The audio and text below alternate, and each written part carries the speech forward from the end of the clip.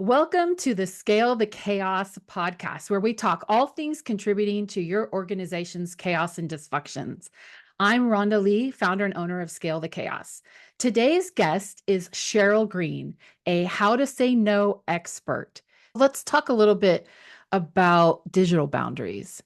We are in such a connected world these days. I find it more difficult at times to implement boundaries digitally in the digital world than I do in my personal world. So let's talk about that. What are those types of boundaries? What are really common boundaries that we need to have, but we don't have? What are those violations and how can we implement better digital boundaries?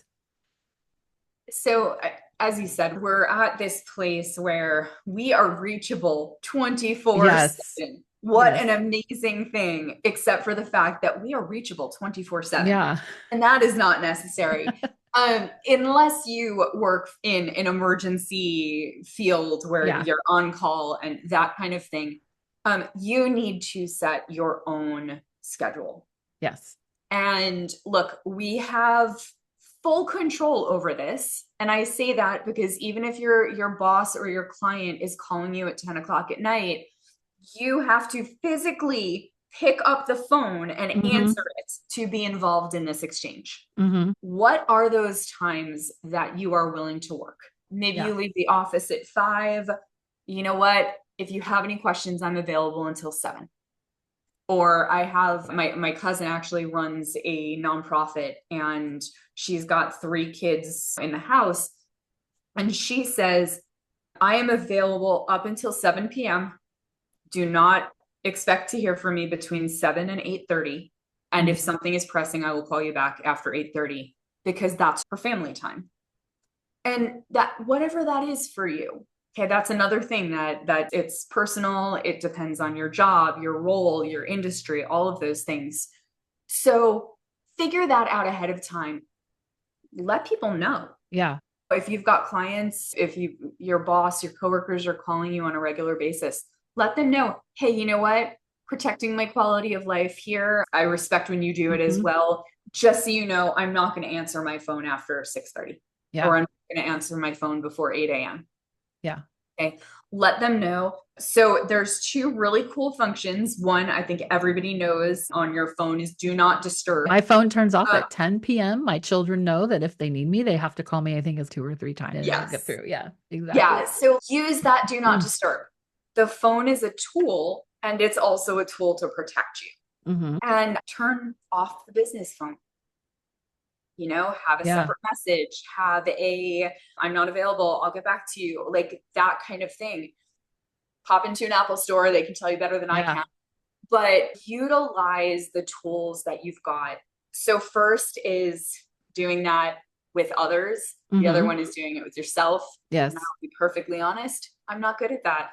I wake up in the morning and I look at my phone before I've even gotten out of I bed. know. I And know. sometimes I open Facebook, sometimes I open my email. Yep. No one needs me at 6 o'clock in the morning, but that's something I'm still working Yeah. on. So, Because your do not disturb turns off with your alarm. yeah, oh, mine goes until 9. Oh, does it? Okay. Yes. Okay. Yeah. Mine turns off with my alarm, so I probably should change that. But one of the other things that I have done, so I had a position where I had my work email on my phone. I probably should have held a boundary, but I continued. But when I moved to a different job, I was very strict of, especially because they weren't paying my cell phone bill. So I did not allow any work email on my phone. So that meant that I only checked my work email when I was working and in front of my work computer. I also, because a lot of companies will have Teams or Slack or whatever. So I will put that on do not disturb. But I have had it because that is a lot of times the only form of communication. And thankfully, one time I was working for a company and the building that my team worked in, I was the manager of the team, flooded over the weekend. Thank goodness it didn't do it during the week while we were there. But anyways, he needed to get in contact with me and let me know that was going on. And thankfully, I was able to get that message through Teams because honestly, that boss didn't have my cell phone number because he didn't pay for my cell phone bill. He was I only love that. allowed to message me through Teams. Yes. So that was another boundary. And again, I obviously wasn't bothering him either because I didn't text him.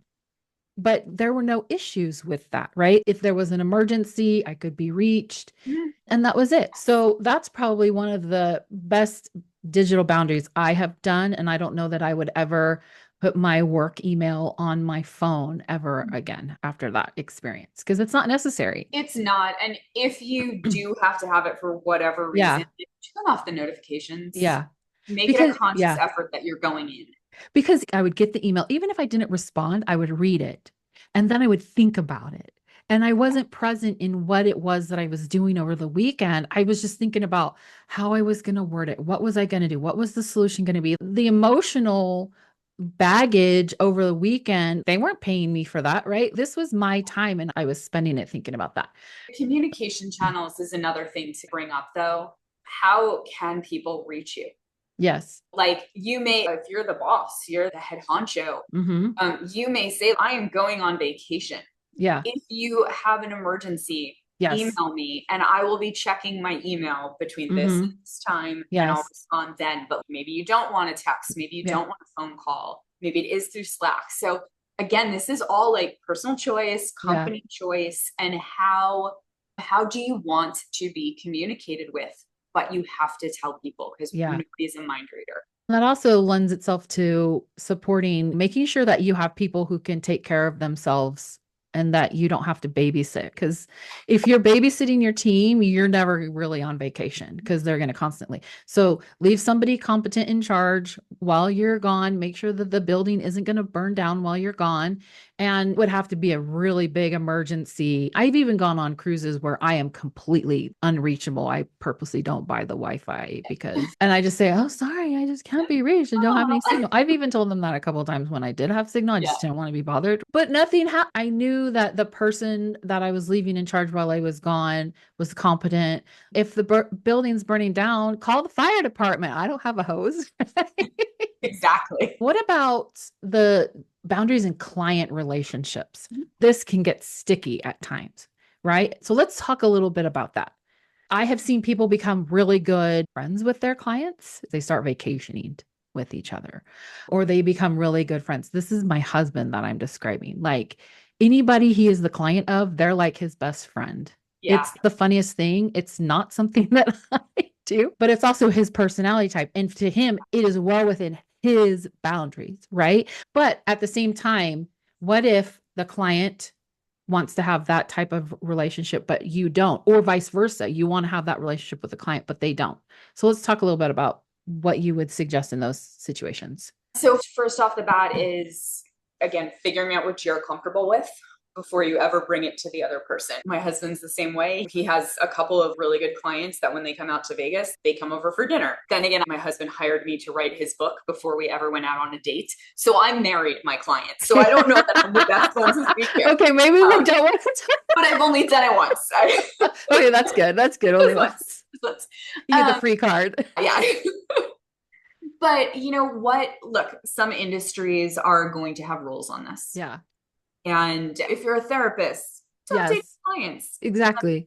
If you're a therapist, don't become their landlord. And I Yes. will say, I Yes. actually moved into Oh. my therapist's spare house. Oh. Yeah, back Yeah. in like 20s. That was not healthy. Oh Not no. good. But that was on her. I didn't know better. That was a professional responsibility on her end. Uh-huh.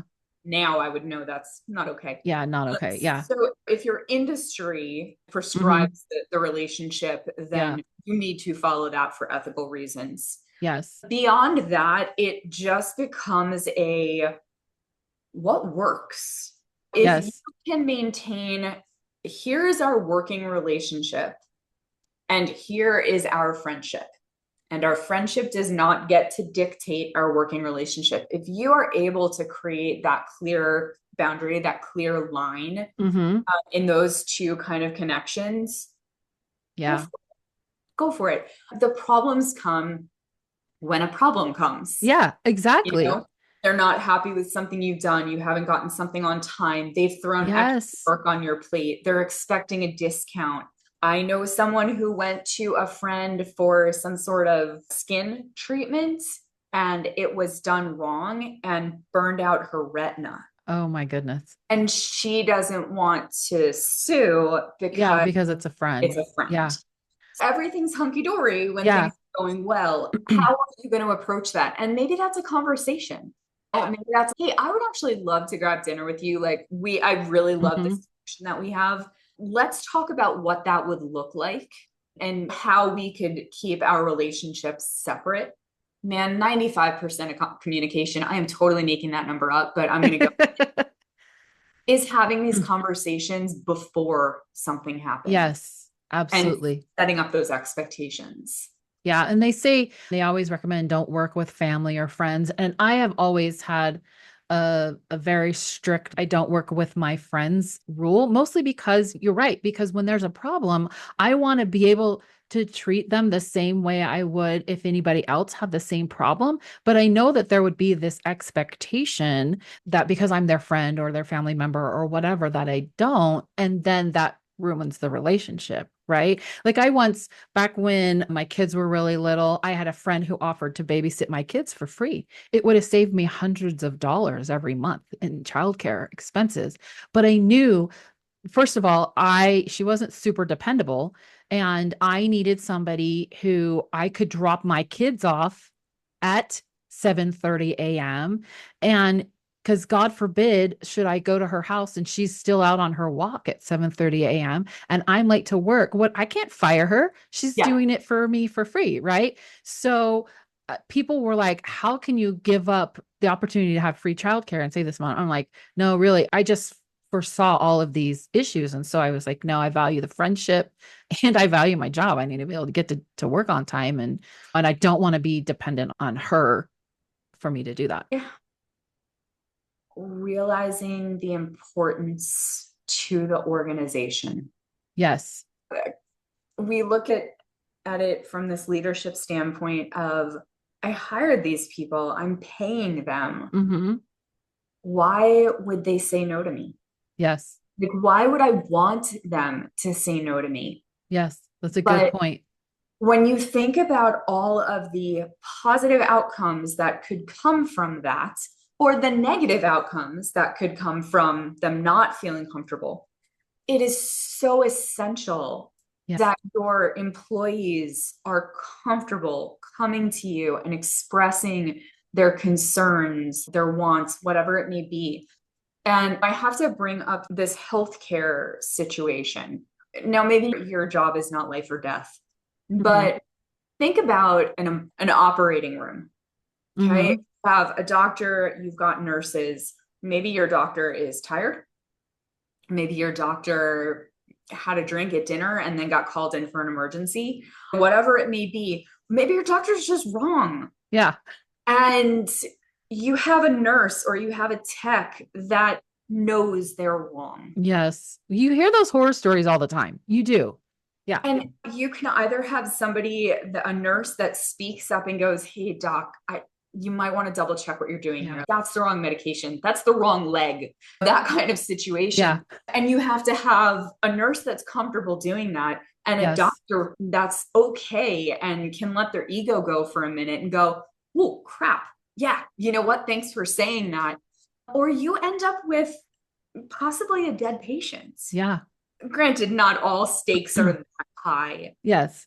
but the health of your business Yeah. really relies and depends on how comfortable your employees are bringing you issues Yes. and bringing you concerns. And the best business leaders are not the ones that have all of the answers. The best business leaders are the ones that surround themselves with people who are smarter than them. So they need to recognize that, set their ego aside, and realize that 4 or 5 heads are better than just one. And creating that culture where people can come to you and they can communicate their feelings and their boundaries and those things really builds a culture of trust. And there's nothing more empowering as a manager or as a business leader than having the trust of your employees, your direct reports, your team members, and whatnot. Sheryl, what are your top 2 or 3 strategies that you, or tips or tricks or whatever, that you like to give to people that they can implement today that will help them create boundaries in the workplace to help them scale their chaos and their dysfunctions? So, first thing I would say is if you really are struggling figuring out what your boundaries are and where the violations are, I like to do rear view mirror work with clients. Okay. And like I was mentioning before, really go through your history, go through your work history, whether it's this job or prior, and think about those cringe-worthy situations. Think about those Right. situations where you're Mm, like, ooh, mm. should have said something. I had a boss that would call me like 15 times. She was bipolar, but she would call me like 15 times on my day off. Mm. But you know what? I answered the phone. You think about those situations, and that's where you're going to find your boundaries and check in with yourself if you've got that like ooh, Yeah. feeling. Find those and look at it and say, what could I do differently when this shows up again? What's my next plan of Yes. action? And that's And the thing, planning ahead, already having the plan in your head before it happens. yeah, Absolutely. yeah. The other thing I would say is pause. Okay, we're very good, us people pleasers, we're Mhm. very good at answering before they've finished asking the question Yes. or volunteering for things. Hmm. Just chill Yes. for a second. Let them finish what Yes. they're saying. Take a deep breath. And then you have the option to either answer in the moment if you're tapped into that and you know what you want and can do, or you can say something like, you know what, that sounds like a great opportunity. Hmm. And I need to check my calendar. I need to check my project load. Yeah. Whatever it is. Yeah. Give yourself an excuse to step away from the situation Hmm. and let them know when they can expect an answer. Yes. Okay, hey, great opportunity. I have to check my calendar. I will give you a call by 5 p.m. tomorrow and give you my answer. So you're being very respectful. You're giving yourself time to think, and you can actually come up with that case by case answer that's right in the middle, and you're not swinging to either direction of that spectrum. Yes. And I will say, I hope I'm allowed to do this. I have a free how to say no cheat sheet on my website Okay. that you And can download and paste up on your wall. And it's just perfect. starters so that people know how to have these conversations. And what is your website? SherylGreenSpeaks.com, and that is Sheryl with an S. Perfect. And I will also post a link to that with the podcast as well. Thank you so much, Sheryl. This has been a lot of fun. It's been very educational for me as well. Everybody, make sure that you check out Cheryl's latest book, You Had Me at No, available on Amazon, correct? Yes. And for more strategies and insights on healthy boundaries. And for more information on Scale the Chaos, you can visit our website at scalethechaos.com, or you can even find our podcast at scalethechaos.com/podcasts. I'm Rhonda Lee, and we'll chat more next time. Thank you.